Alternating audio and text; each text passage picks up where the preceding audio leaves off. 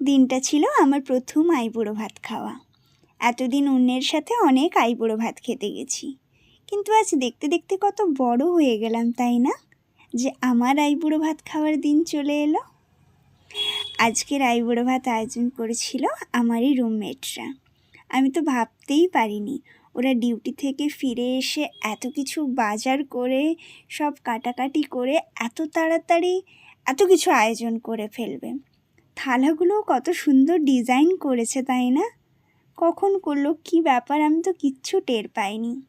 But সমস্ত আয়োজনটা এতটা সুন্দর ছিল যে আমি ভাষায় প্রকাশ করতে পারবো না। দিনটা আমার কাছে খুবই স্পেশাল, কারণ আমার রুমমেটরা আমার জন্য এত কিছু আয়োজন করেছে, তা আবার প্রথম আইবুড়ো ভাত বলে কথা। তো আমি যে শাড়িটা পরে আছি ওটা আমি 1 বছর আগে নিয়েছিলাম পুজোর সময়। তোমরা জানিও আমায় কেমন লেগেছে।